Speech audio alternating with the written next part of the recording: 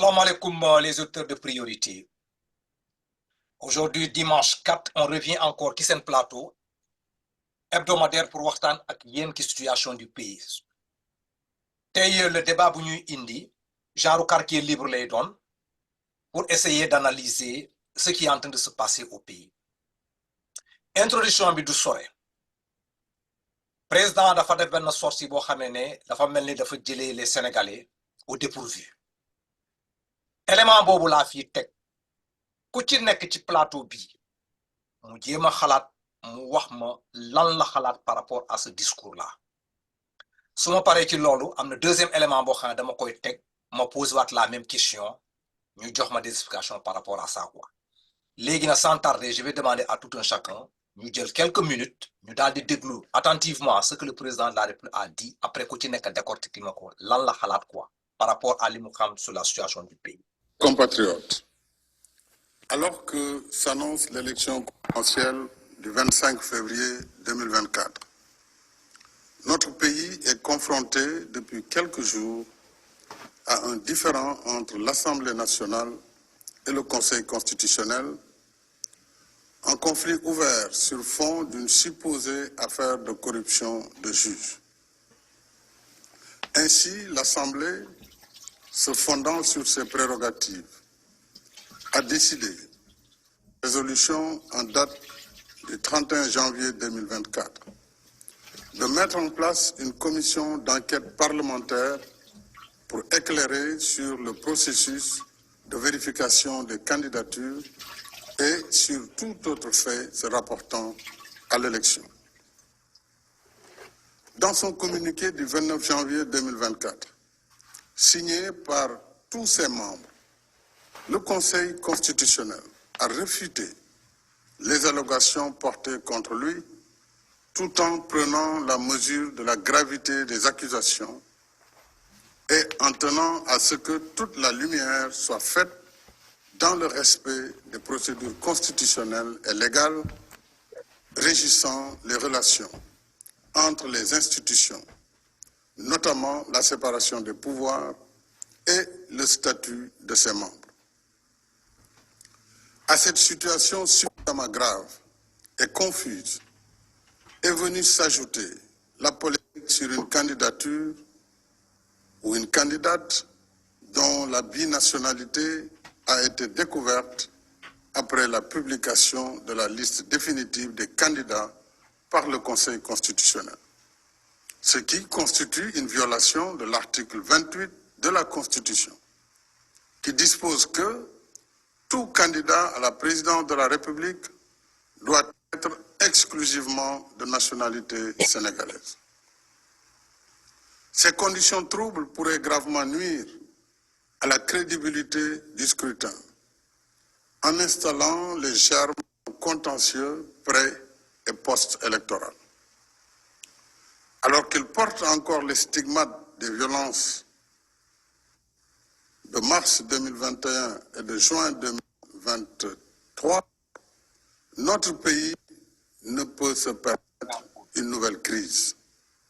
J'ajoute qu'en ma qualité de président de la République, garant du fonctionnement régulier des institutions et respectueux de la séparation des pouvoirs, je ne saurais intervenir dans le conflit opposant le pouvoir législatif. Devant cette situation, l'Assemblée nationale, agissant en vertu de ses prérogatives, pour avis, conformément à son règlement intérieur, une proposition de loi en procédure d'urgence portant aux dispositions de l'article 31 de la Constitution. J'ai pris acte de cette saisie après avoir consulté le président de l'Assemblée nationale, le Premier ministre, le président du Haut Conseil des collectivités territoriales, le président du Conseil économique, social et environnemental et le président du Conseil constitutionnel. En conséquence, compte tenu des délibérations en cours à l'Assemblée nationale d'urgence et sans préjuger du vote des députés, j'ai signé le décret 2024-106 du 3 février 2024, abrogeant le décret 2023-2283 du 29 novembre 2023 portant convocation du corps électoral.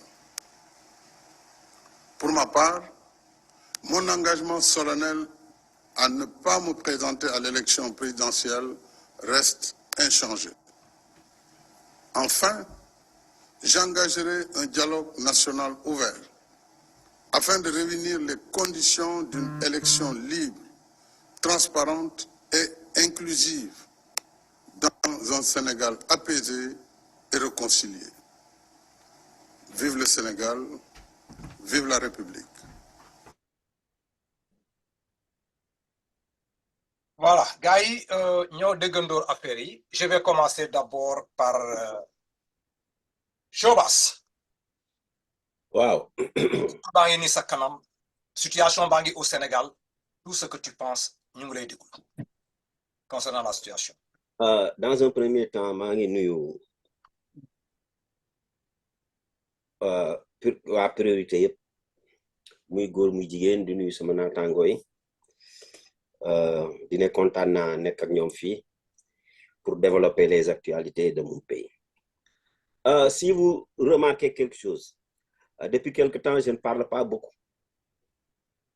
lors de l'émission parce que man j'ai un credo.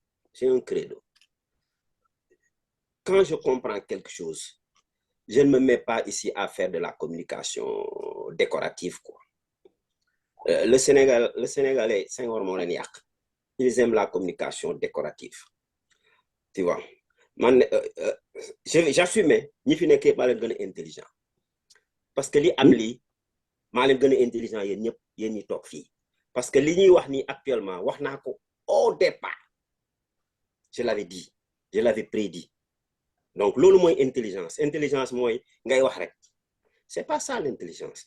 L'intelligence mooy deux faits soo ko boolee rek war nga fa xam fan lay aboutir. C'est ça l'intelligence. Soo leen remarqué man bëreetu ma wax yéen laay bàyyi ngeen di wax rek bala Senghor.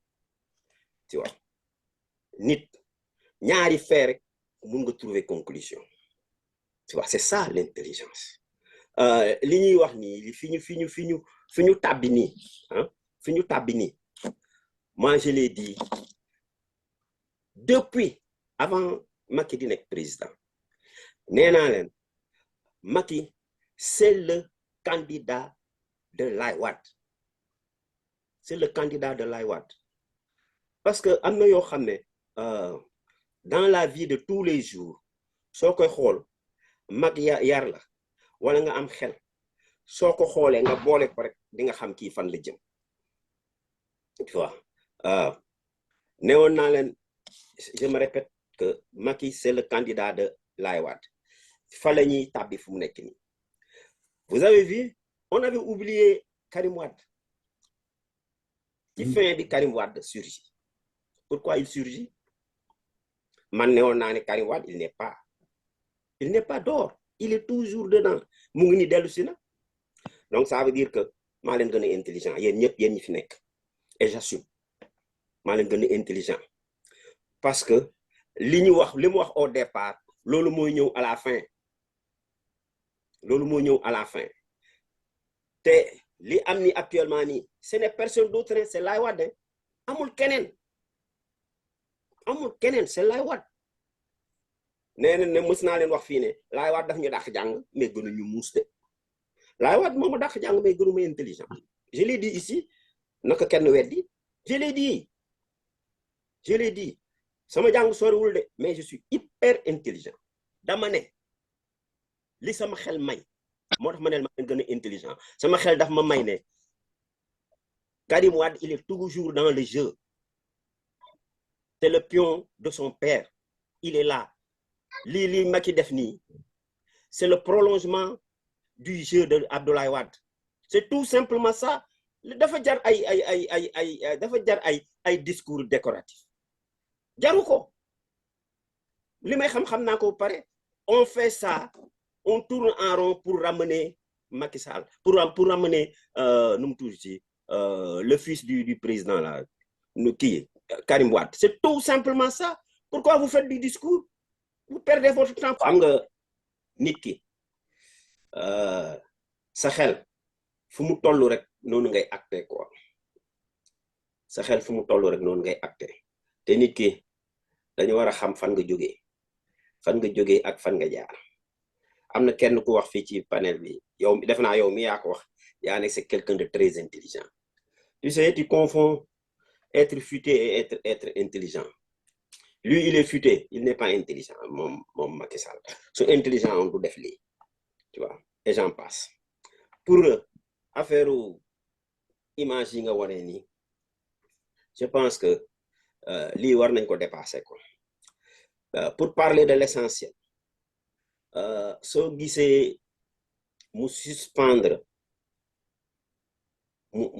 suspendre processus électoral bi dafa am lu leen rëcc li leen rëcc mooy la candidature de certains du groupe Pastef loolu moo leen rëcc léegi nag il essaie de se rattraper soo demee ba gis ñu jël ay 200 et quelques personnes di leen bàyyi ñuy parrainer loolu yëpp pour réeral nit ñi yow y'a 2 mois est-ce que xamoon nga kan mooy Rose Wardini xamuloo ko dañ ko ci dugal à bon escient xamoon nañ fan la ñuy mujjee ak moom de moo tax ñu rokkos ko si dañ ko ci rokkos 2 objectifs rek moo am 2 objectifs moo am ci li ñu xaw a sànni suuf ci processus électoral bi 2 objectifs la premier objectif bi mooy faire entrer Karim Wade tu vois te man ça ne m'inquiète pas parce que Karim Wade xam naa 5% sa quoi parce que yabaate tolluwul ah yow nga nekk à l'étranger nga ne candidat nga nekk à l'étranger pendant plus de 5 ans tweet bonjour sax mosoo ko def loolu yabaate la tu vois defe naa nit ku la waxul bonjour sa koñ nit su la nuyuwulee naka nga koy mën a voter même su dee dafa bëgg a nekk chef de quartier foofu Karim Wade dafa yabaate na dem tëddi fële doxa déjà moom buggul sax gars yi ñoo koy force 130 et quelques milliards yooyu la gars yi bëgg a lekk moo tax ñu koy neexal noonu on a tout compris. Le deuxième objectif mooy dafa am ay clients wu Pastef des partisans de Pastef yu rëcc ñooñu la ñu bëgg a supprimer ci 6 mois yi di ñëw ñooñu la ñu bëgg a supprimer mooy Diomaye Faye bi jàll moo leen neexul moo tax ils font tout su ne damay dajale ñëpp ñu waxtaan xam na ne Pastef du ñu waxtaan dégg naa moo la Morgan di pousse waa Pastef ñu dem ci waxtaan boobu mais xam naa waa Pastef duñu dem waxtaan léegi dañuy ne ñëw leen kon doo leen bokk ils veulent retirer Diomaye Faye même su dee Cheikh Tidiane Dièye des na foofu moo tax 2 objectifs yooyu rek lañuy ut donc jarul ñuy épiloguer gauche droite lii lépp mooy indi Karim Wade écarter Diomaye Faye c'est tout simplement ça. Intelligent ou pas, futé ou pas, c'est ça l'objectif loolu kese la donc jarul ñuy wiiri di wiiri